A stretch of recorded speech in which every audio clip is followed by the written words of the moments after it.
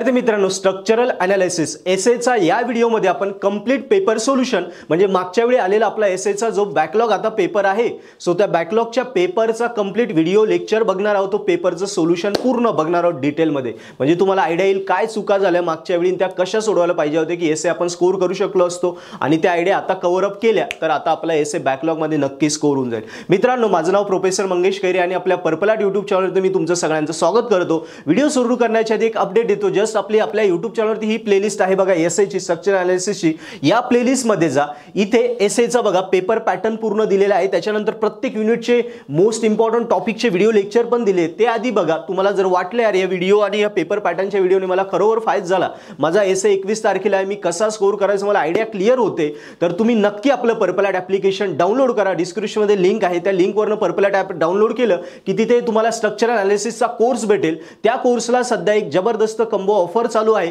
त्या ऑफर मध्ये एसेच्या कोर्स सोबत तुम्हाला जे एंड सेमला मटेरियल लागणार आहे, एसेचं पूर्ण आपला एंड सेमचा व्हिडिओ लेक्चरची पूर्ण तिथे सिरीज आहे. सर्व युनिट व्हिडिओ लेक्चरमध्ये एक्झाम ओरिएंटेड जे 2 दिवसात स्टडी होईल असे युनिट तसेच व्हिडिओ आम्ही कव्हर तिथे करून दिले. सो डिटेलमध्ये एसेचं व्हिडिओ लेक्चर आहे, ते बघितले 2 दिवसात एसेचं स्टडी होऊन जाईल. ज्या नोट्स लागतात त्या आहे. एंड सेमसाठी आपल्याला अजून काय लागेल, IMP क्वेश्चन्स मोस्ट इम्पॉर्टंट ते लागतील आणि मागचे प्रिव्हियस इयरच्या 2 पेपर तरी आपल्याला विथ 140 मार्क 70 + 70 और सहित 140 मार्काचे पेपर सुद्धा सॉल्व पाहिजे. So IMP paper solution notes आणि व्हिडिओ लेक्चर स्ट्रक्चर एनालिसिसचं सगळं मटेरियल आपल्या पर्पल आर्ट ॲपवर अवेलेबल आहे.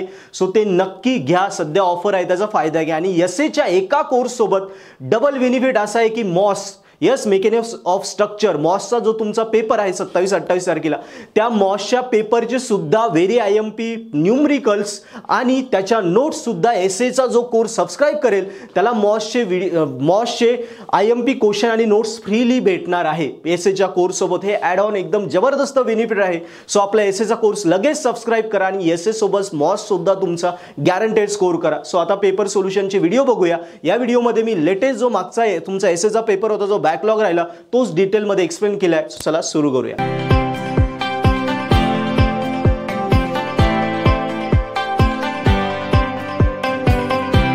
विद्यार्थी मित्रांनो, या आधीच्या व्हिडिओमध्ये आपण जून 2023 चा क्वेश्चन पेपर सॉल्व्ह केलेला होता एंड सेम साठी. आता या व्हिडिओमध्ये आपण जून 2022 चं सोल्युशन बघणार आहोत. चला 1 बाय 1 क्वेश्चन बघूया. यस, हा क्वेश्चन पेपर आहे. तुम्ही जर पूर्ण बघितलं तर इथे तुम्हाला कळेल कशा प्रकारचे क्वेश्चन्स विचारलेले आहेत. यस, बघा, बीम लॉ और फ्रेम अशा प्रकारे वेगवेगळ्या कंडिशनचे न्यूमेरिकल्स येतात. बट तुम्ही प्रिव्हियस आणि आत्ताचा क्वेश्चन पेपर जर बघितला तर तुमच्या लक्षात येईल की सेम फॉर्मॅटनीच क्वेश्चन येतात, फक्त कुठेतरी व्हॅल्यू चेंज झालेले असतात, फोर्सच्या डायरेक्शन, फोर्सचे लोकेशन चेंज झालेले असतात. यस, 1 बाय 1 जर आपण बघितलं तर सेम. चला आता डिटेलमध्ये सोल्युशन बघूया. ओके, आता आपल्याला इथे कळेल की पहिला क्वेश्चन आहे, analyse the beam as shown in figure by slope deflection method and assume uniform flexural rigidity. आधीच्या क्वेश्चन पेपरमध्ये तसंच होतं, राईट. आता बघा, पहिल्या क्वेश्चन पेपरमध्ये आपण जर बघितलं तर एक एंड फिक्स होता, अदर सिम्पली सपोर्टेड होता. इथे आपल्याला दोघंही एंड फिक्स आहे आणि इंटरमिडिएट एक सपोर्ट आहे, म्हणजे बघा A to B, B to C. आता 1 बाय 1 या क्वेश्चनकडे बघितलं तर आपल्याला माहिती आहे, यस, बोथ एंड फिक्स आहे, म्हणजे θA, θC 0, only θB exist. So that's Y DK = 1. बघा, θBच येणार आहे, म्हणजे आता आपल्याला येणारं इक्विलिब्रियम इक्वेशन पण काय असणार आहे, एकच असणार आहे, बरोबर. बघा, हा सेंटरला ऍक्ट होतोय 2 metre from both side, but हा सेंटरला नाही आहे, हा पॉइंट लोड थोडा 2 मीटर फ्रॉम B कडे, 3 मीटर फ्रॉम C कडे. आता 1 बाय 1 बघूया. आपल्याला माहिती आहे स्टेप्स काय. First, fix end movement.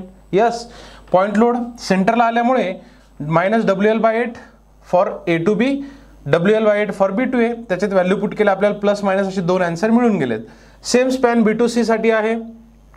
B to C कडे जात असताना आपल्याला माहिती आहे B कडनं C कडे जातोय, म्हणून WA B ला स्क्वेअर केला, L स्क्वेअर केला, त्याच्यात व्हॅल्यू पुट केल्या, आपल्याला -28.8 किलोमीटर आन्सर मिळाला.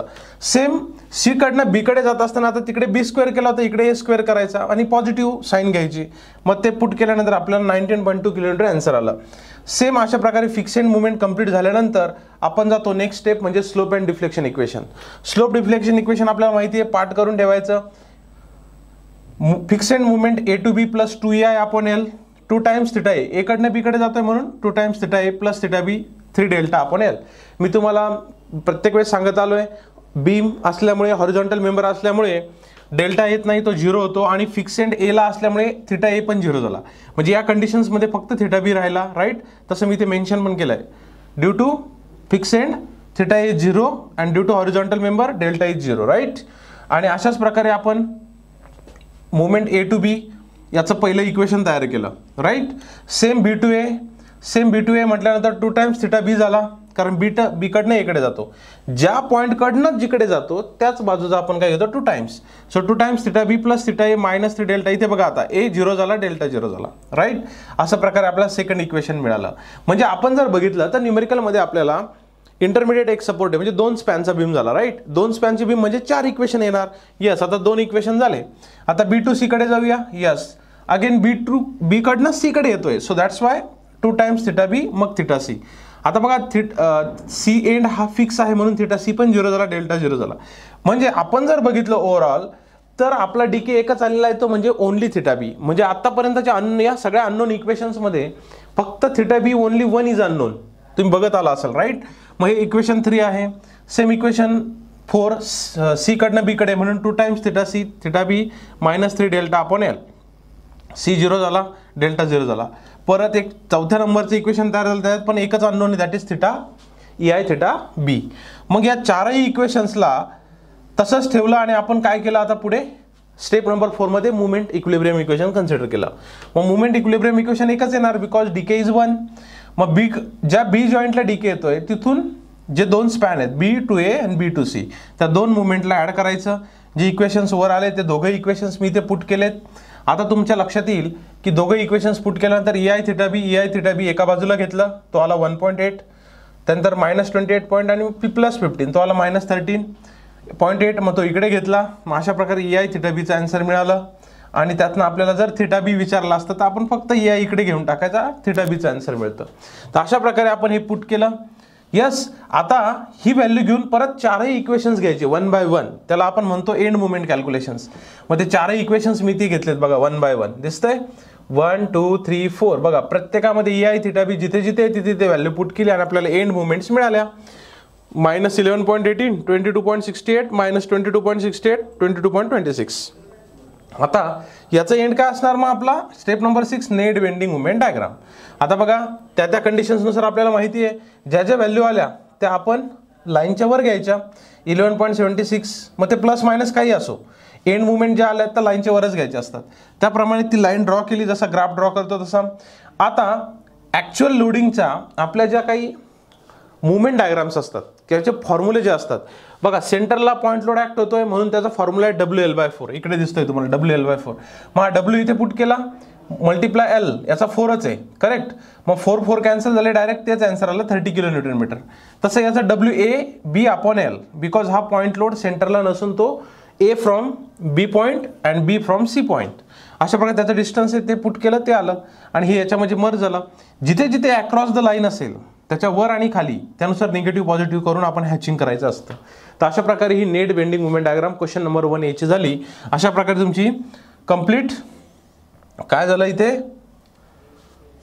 12 मार्कची तयारी झाली. आता बघा सेम क्वेश्चन इथे पण विचारला आहे क्वेश्चन बी मध्ये. आता फक्त थिटा बी कॅल्क्युलेट करायला लावलेला आपल्याला. बेंडिंग मुवमेंट डायग्राम ड्रॉ करायची नाहीये, फिक्स एंड मुवमेंट सगळ्या कॅल्क्युलेट करायच्या नाहीये, only theta B is the slope calculation आपल्याला आहे.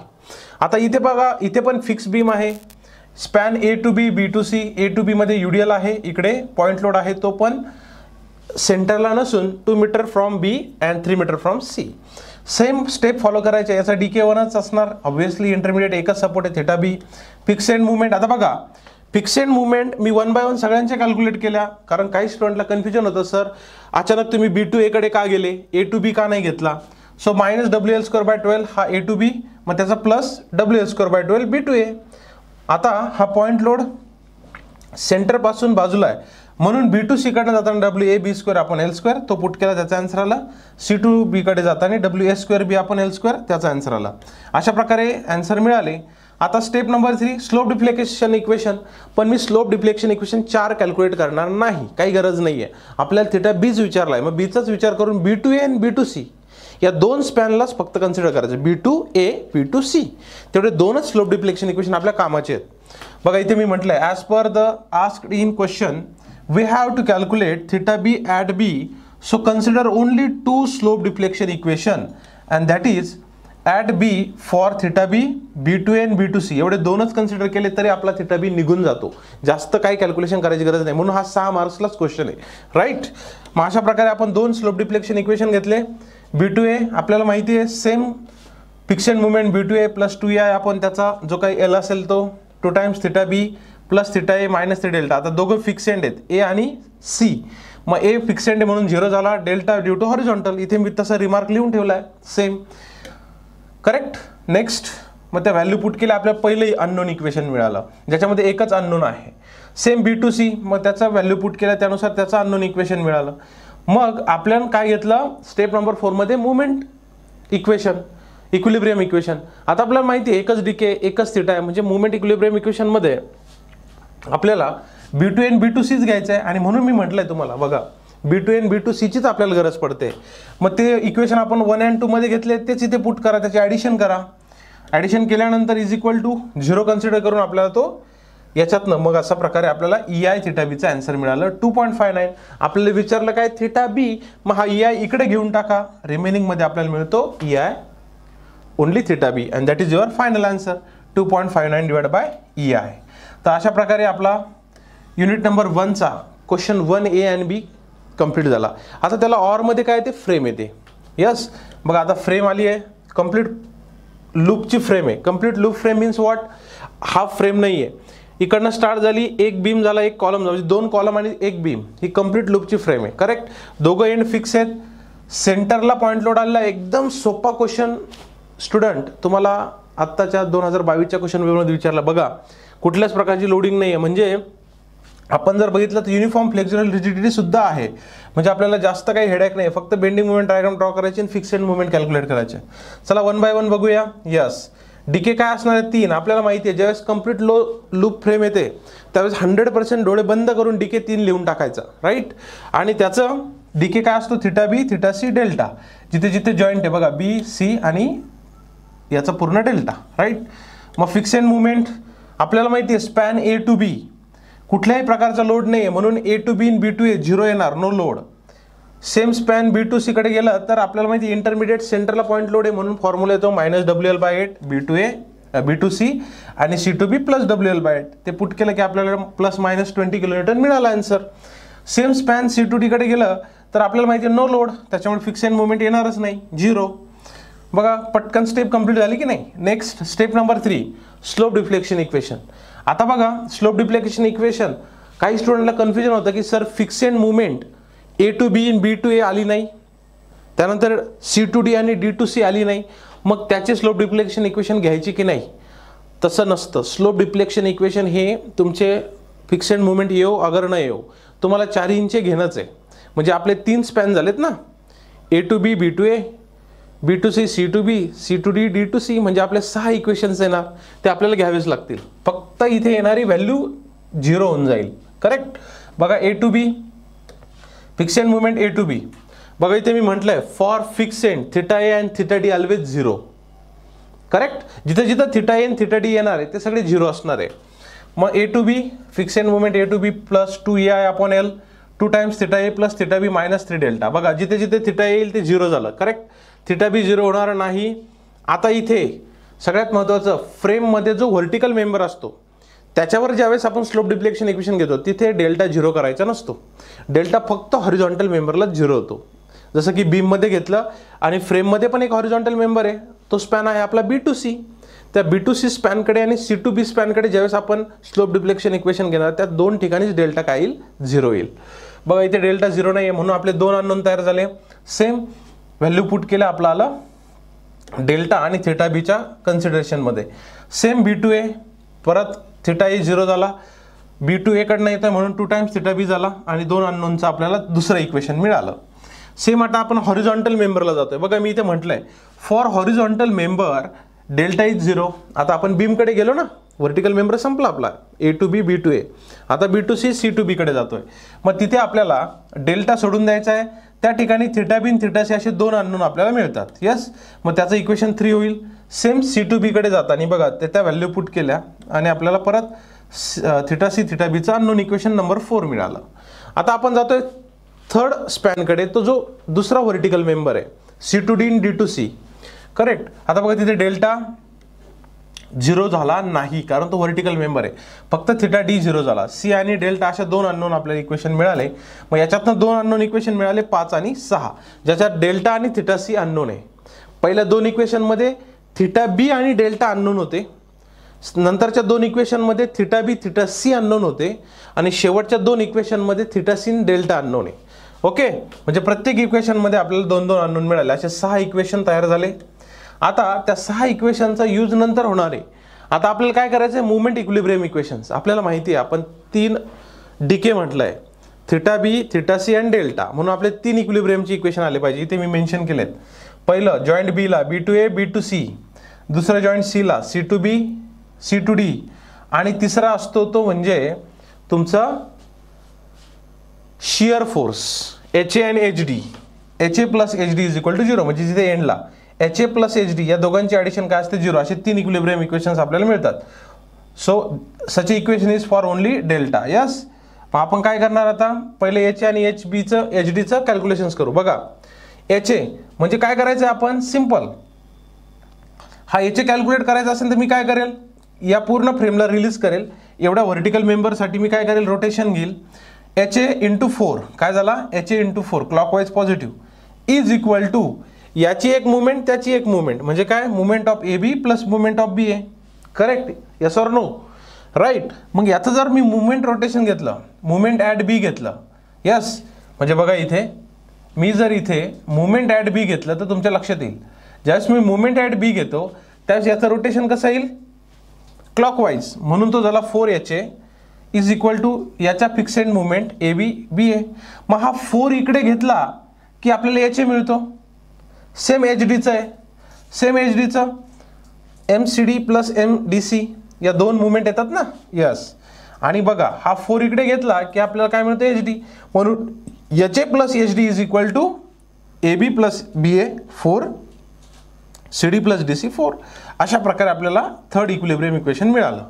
आता मी काय म्हटले, from first equilibrium equations BA to BC त्याच्यात व्हॅल्यू पुट करा. आता बघा theta B delta, theta B theta C.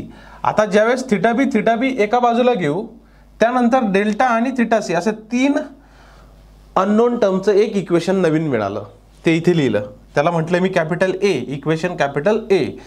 From second equilibrium equation CB to CD, त्याच्यात त्या जे आपण पहिले 6 इक्वेशन आले ना ते आता याच्यात पुट करतोय, त्यातले ते 2-2 पुट करतोय, राईट. मग ते झालं आपण theta C theta B theta C delta. आता थिटा सी एका बाजूला घेतलं ॲड करून, थिटा बी आणि डेल्टा असे 3 अननोन मिळाले. म्हणजे बघा इक्वेशन A मध्ये आणि इक्वेशन B मध्ये आपल्याला सेम 3 अननोन मिळाले, theta B theta C delta, आणि तेच आपले डीके आहेत. करेक्ट.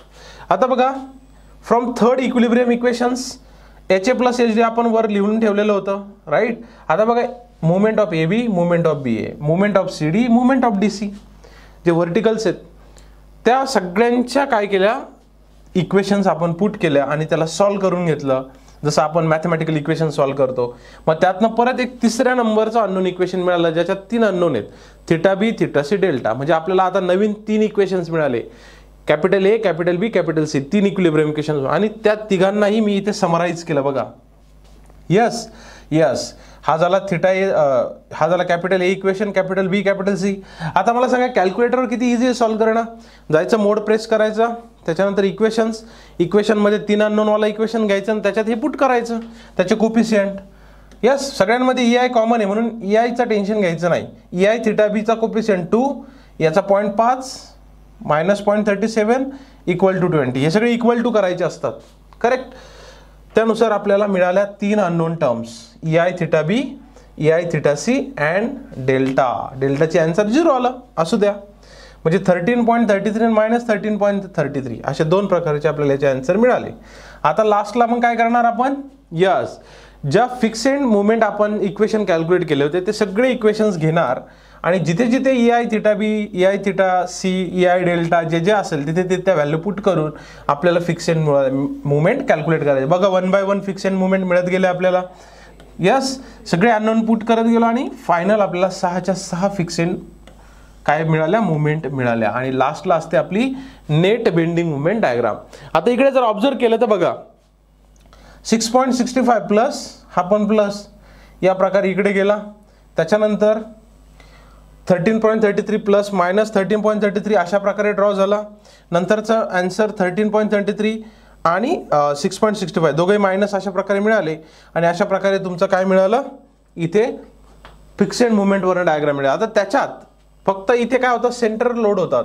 सेंटरला जो पॉईंट लोड होता त्याची जनरल मुवमेंटचा फॉर्म्युला काय, WL/4 तो पुट केला आणि त्याचा 40 kN आन्सर मिळालं. तो ड्रॉ केला आणि जिथे ती क्रॉस लाईन होते त्यानुसार आपण काय केलं, प्लस मायनस मेन्शन केला. अशा प्रकारे आपला काय झाला, क्वेश्चन नंबर 2चा एक कंप्लीट झाला. अशा प्रकारे net bending moment diagram complete झाली. आता क्वेश्चन नंबर 2B मध्ये बघा, इथे सिंपल तुम्हाला काय म्हटलंय, analyse the bend shown in figure by slope deflection method assume uniform flexural rigidity. म्हणजे दोघेही क्वेश्चन्स तुम्हाला कंप्लीट सॉल्व्ह करायचे. आता इथे जर बघितलं तर ही कंप्लीट लूप फ्रेम नाहीये, जे मी म्हणत गेलोय कंप्लीट लूप फ्रेम किंवा क्लोज लूप फ्रेम. बघा, हाफ फ्रेम आहे, म्हणजे एल फ्रेम म्हणूया आपण त्याला. दिसतंय, तर इकडे फिक्स आहे, इकडे हिंज जॉईंट आहे, इकडे युडियल आहे, इकडे 4 मीटर स्पॅन, इकडे 5 मीटर स्पॅन. मग याचा सेम स्टेप, याचा डीके काय येणार बघा, एकच जॉईंट आहे इंटरमिडिएट बी. यस, इकडे थिटा सी आहे, इकडे थिटा ए, म्हणजे डीके काय येणार, फक्त एकच येणार. कारण इथे जरी हिंज जॉईंट असला, फिक्स नसला तरी तो डीके येणार नाही. बिकॉज बघा, या फ्रेमला लॉजिकली जर तुम्ही बघितलं, या फ्रेमला जर डिफ्लेक्ट व्हायचं असेल तर इकडनं मुवमेंट हवी, पण इथे फिक्स आहे. फिक्स असल्यामुळे ही ना इकडे डिफ्लेक्ट होईल ना तिकडे डिफ्लेक्ट होईल. म्हणजे फक्त बीला काय येणार, एकच डीके कन्सिडर होणार. Step 2 fixed moment, yes 100%. आता A to B and B to A no load, so fixed moment A to B, B to A 0. Next B to C कडे जाताना आपल्याला युडियल होती, म्हणून पहिला मायनस WL²/12, दुसरा WL²/12 प्लस, म्हणजे येणारा आन्सर आला मायनस 62.5 प्लस 62.5. बस दोनच स्पॅन आहेत, 4 इक्वेशन मिळाले. Step number 3 slope deflection equation. आपल्याला माहिती आहे दोनच स्पॅनची अर्धी फ्रेम आहे, म्हणजे 4च आपले अननोन इक्वेशन येणार. राईट, बघा A to B, त्याच्या कंप्लीट व्हॅल्यू पुट केल्या, थिटा ए इक्वल टू 0 आणि डेल्टा इक्वल टू 0. आता इथे काय म्हटलंय बघा, no deflection, that's why delta is equal to 0, fix support of load beam. आता तुम्ही म्हणाल सर व्हर्टिकल मेंबर आहे, तुम्ही डेल्टा 0 घ्यायचा नाही असं आधीच्या क्वेश्चनमध्ये म्हटले. आता इथे डेल्टा कसा 0 घेतला, ज्यावेळेस अशी हाफ फ्रेम येईल त्यावेळेस no any deflection in your vertical member ना, मग त्या केसमध्ये तो येणारच नाही. आणि राहिला प्रश्न थिटा एचा, तर कुठल्याही प्रकारचं डिफ्लेक्शन आणि स्लोप ते येणार नाही. So theta B only exist. Right, मग अशा केसमध्ये theta B only exist. Right, मग अशा प्रकारे काय झालं, आपण जर बघितलं तर इथे फक्त काय झाला, थिटा बी आला, सेम त्याचं इक्वेशन तयार झालं. Next B to A, same त्याचं एक इक्वेशन तयार झालं, त्याच्यात थिटा ए 0. आता B to A कडे जातानी जर बघितलं तर डेल्टा आणि थिटा ए दोघं 0 आहेत, फक्त थिटा बी राहिला. आता B to C आणि C to B, आता हॉरिझॉन्टल मेंबर आहे, तिथे डेल्टा येणारच नाही. त्याच्यात पण आपण अशा प्रकारे काय केलं, सॉल्व केलं. आणि मग आपल्या लक्षात येईल की प्रत्येक याच्यात आपल्याला EI थिटा बी नावाचाच एक अननोन मिळाला. राईट, मग असे 4 इक्वेशन तयार झाले. मग आपण इक्विलिब्रियम इक्वेशन घेतलं. Equilibrium equation at B to A, B to C 0 put केला, त्याच्यात त्या व्हॅल्यू पुट केल्या, त्यानुसार आपल्याला EI थिटा बीचा आन्सर मिळाला 34.72. मग स्टुडंट अशा प्रकारे आपण काय केलं, एंड मुवमेंट घेतला, मग तिथे इक्वेशन रिपीट केलं, तिथे EI थिटा पुट केला, जसं आधीच्या स्टेपमध्ये होतं तसे आपल्याला फिक्सेड मुवमेंट मिळत गेल्या. राईट, आणि त्या फिक्सेड मुवमेंटच्या ज्या व्हॅल्यू आल्यात त्या इथे पुट करून मग आपल्याला काय मिळालं बघा, 17.36 ही पॉझिटिव्ह व्हॅल्यू होती, अगेन 34.72 पॉझिटिव्ह होती. म्हणून हे एकाच लूपमध्ये एकाच साईडला तुम्हाला डायग्राम दिसेल. जर ही निगेटिव्ह व्हॅल्यू असती तर इकडे गेली असती. आता तुम्ही म्हणा सर बीममध्ये तर तुम्ही सांगितलं लाईनच्या वरच घ्यायच्या, बीममध्ये वेगळं आहे, फ्रेममध्ये अशाच प्रकारे तुम्हाला फॉलो करायचे. प्लस मायनस असेल तर अपोजिट डायरेक्शनला येतात. इकडे 62.5 प्लस होता, इकडे 76.38. अशा प्रकारे जे झालं त्यानुसार ती डायग्राम ड्रॉ झाली आणि त्याच्या ओरिजिनल लोडिंग कंडिशननुसार जी general moment diagram WL²/8 for UDL तो फॉर्म्युला पुट करून ती डायग्राम ड्रॉ केली. तर अशा प्रकारे स्टुडंट युनिट नंबर 1 वरचे जे क्वेश्चन्स होते ते कंप्लीट झाले, स्लोप अँड डिफ्लेक्शन. करेक्ट. आता तुम्ही याच्यातनं एक तुमच्या माइंडमध्ये क्लिअर झालं असेल की अशा प्रकारे रिपीटेड क्वेश्चनच याच्यामध्ये येतात. Repeated means what, value change होतात, लोडिंग कंडिशन थोडी चेंज होते. राईट, पण त्याचा जो फॉर्मॅट आहे तो सेम असतो. म्हणून एसएला कुठल्याही प्रकारचं टेन्शन घ्यायचं नाही, या फॉर्मॅटनुसार फक्त न्यूमेरिकल ट्राय करा, राईट. चला जाऊया आपण नंतर क्वेश्चन नंबर 2A कडे. 3A, analyse the continuous beam by moment distribution method. बघा आता मुवमेंट डिस्ट्रीब्युशन मेथड, यस. आता या बीममध्ये जर बघितलं तर आपल्याला कुठे फिक्स एंड नाही आहे, सगळे सिम्पली सपोर्टेड एंड आहेत. म्हणजे सिम्पली सपोर्टेड एंड आहे आणि इंटरमिडिएट एक सपोर्ट आहे, करेक्ट. म्हणजे या केसमध्ये आपले आता डीके, बघा इथे काय म्हटलंय, no need. Yes, moment distribution मेथडमध्ये डीके किती पाहिजे, किती आला तो विचार करायचा नाही, वेळ घालवायचा नाही, म्हणून मी पण म्हटलंय नो नीड. मग काय करायचं, yes, step number 2, direct fix end moment. A to B WL²/12 due to UDL, WL²/12 due to UDL, minus plus आपल्याला माहितीच A to B आणि B to A. Same B to C, परत तिथे पण काय बघा थ्रू आउट. इथे जर आम्ही ऑब्झर्व केलं तर या डायग्राममध्ये माझ्या लक्षात येईल बघा 6 kN/m ही एक UDL आहे आणि 10 kN/m ही एक UDL आहे. फक्त लोड मॅग्निट्यूड चेंज आहे, एक 6 आहे एक 10 आहे, करेक्ट. पण UDLच आहे, फॉर्म्युला चेंज होईल का, नाही, फक्त W चेंज होईल. त्यानुसार मग दोघांचा आन्सर आला प्लस मायनस मध्ये, करेक्ट. स्टेप नंबर 3, यस, ही स्टेप सगळ्यांनी समजून घ्या.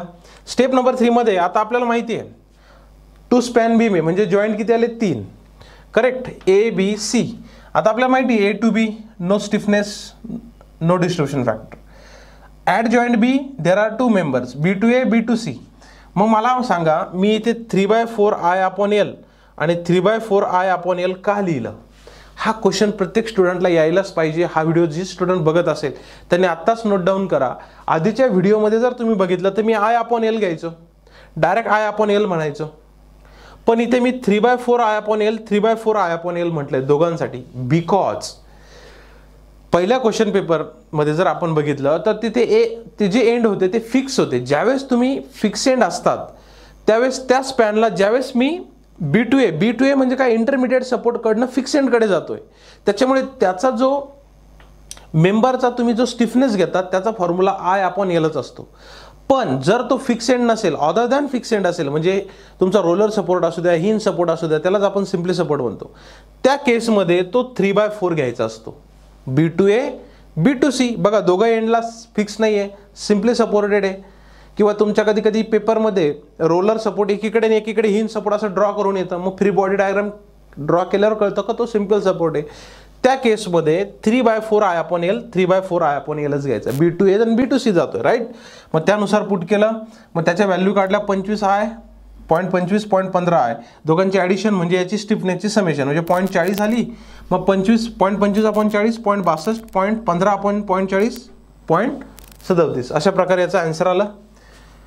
मग आपण काय केलं, आता 1 by 1 टेबल सॉल्व्ह करू. मग जॉईंट घेतला ABC, AB, BA, BC, CB, जसं आपण प्रिव्हियस केलं तसं. त्याचे डिस्ट्रीब्युशन फॅक्टर फक्त दोघांचे आले, यांचे आले नाही म्हणून डॅश केलं. आपल्याला माहिती आहे कॅरी ओव्हर फॅक्टर, बघा कॅरी ओव्हर फॅक्टर याच्या अपोजिट आहे ॲज कम्पेअर टू प्रिव्हियस. कारण फिक्स एंड जर दोघं फिक्स एंड नसतील, सिम्पली सपोर्ट किंवा हिंज सपोर्ट असेल, तिकडे कॅरी ओव्हर फॅक्टर द्यायचा नसतो. कॅरी ओव्हर फॅक्टरचा नेम आहे, जर फिक्स सपोर्ट असेल तर टुवर्ड्स द फिक्स सपोर्टच कॅरी ओव्हर फॅक्टर असतो 50%, करेक्ट. मग इंटरमिडिएट सपोर्टलाच तो जाईल 50%. म्हणून बघा हाफ ऑफ दिस साईड मध्ये घेतला. त्यानुसार बघा मग काय झालं, फिक्स एंड मुवमेंट ज्या आपण कॅल्क्युलेट केल्या त्या लिहून काढल्या. Yes, 1 by 1. नेक्स्ट आता मला सांगा summation of moment at only intermediate जॉईंटच करतो की नाही आपण. मग इंटरमिडिएट जॉईंट एकच आहे, मग तिथे एकच समेशन आली -16.33. आणि मग त्याची डिस्ट्रीब्युशन मुवमेंट त्याच्या फॅक्टरनुसार घेतली. यस, आणि मग काय झालं, तो डिस्ट्रीब्युशन मुवमेंट केल्यानंतर तो डिस्ट्रीब्युशन फॅक्टर आपला ट्रान्सफर झाला आणि अशा प्रकारे 1 by 1 आपण काय केलं ते सॉल्व्ह केलं. मग अशा प्रकारे डिस्ट्रीब्युशन फॅक्टर आल्यानंतर त्याचा आपल्याला आन्सर मिळालं. आणि अशा प्रकारे बघा सेम मुवमेंट आल्यामुळे आपण काय केलं, परत रिपीट केलं, सेम समेशन ऑफ मुवमेंट केलं, परत त्याचे डिस्ट्रीब्युशन फॅक्टर, त्याची distribution movement, carry over factor, आणि फायनली समेशन करत गेलो आणि आपल्याला इथे मिळालं 13.62 - 13.62. समजलं. तर अशा प्रकारे स्टुडंट आपल्याला काय करावं लागतं, इथे फिक्सेड मुवमेंट कॅल्क्युलेट करावं लागतात. बघा सेम आन्सर मिळाला, इथे थांबून घ्यायचं. याच फिक्सेड मुवमेंट घेऊन मग आपण काय केली, बेंडिंग मुवमेंट डायग्राम ड्रॉ केली. बघा दिसते, यस. आणि आपल्याला UDL 2 प्रकारचे होत्या, WL²/8, WL²/8 general bending moment diagram अशा प्रकारे ड्रॉ केली आणि त्याची फायनल मुवमेंट डायग्राम तयार झाली. तर अशा प्रकारे स्टुडंट मुवमेंट डिस्ट्रीब्युशन मेथडचा आपण पहिला क्वेश्चन सॉल्व्ह केला. 3B analyse the continuous beam by moment distribution method. आता बघा इथे फिक्स एंड वाली बीम आलेली आहे, इंटरमिडिएट 2 सपोर्ट आलेले आहेत. म्हणजे ही काय झाली A to B, B to C, C to D म्हणजे 3 स्पॅन बीम आलेली आहे. म्हणजे आपल्याला कम्प्लिटली या क्वेश्चनमध्ये 9 मार्काचे 2 क्वेश्चन आलेले आहेत. ते 9 मार्कचा हा 9 मार्कचा क्वेश्चन आहे. करेक्ट. बघा A to B, B to C, C to D. इथे पॉइंट लोड सेंटरला आहे, इथे पॉइंट लोड सेंटरला नाहीये. 2 metre from B, 3 metre from C. Yes, लिहिताना इकडे झालं फक्त. विद्यार्थी मित्रांनो, बघितलं तुम्ही सरांनी किती सोप्या पद्धतीने पेपर सोल्युशन तुम्हाला शिकवला. हा पेपर पूर्णपणे तुम्हाला बघायचा असेल, इथे हा पेपर आम्ही दिलाय, तो एकदम फ्रीली अनलॉक आहे आणि फ्रीली अवेलेबल आहे. एकच काम करायचं, डिस्क्रिप्शन मध्ये लिंक आहे, तिथून पर्पल ॲट ॲप्लिकेशन डाउनलोड करा. पर्पल ॲट ॲपमध्ये एसएच्या कोर्समध्ये जा, तिथे बघा तुम्हाला end same paper solution folder दिसेल, तिथे हाच व्हिडिओ पूर्णपणे अनलॉक आहे आणि फ्रीली अवेलेबल आहे. सो पूर्णपणे आपल्या पर्पल ॲट ॲपवर जाऊन बघा आणि तुमचा एसे गॅरंटेड स्कोर करा. फायदा झाला तर सबस्क्राईब सुद्धा करा. थँक्यू.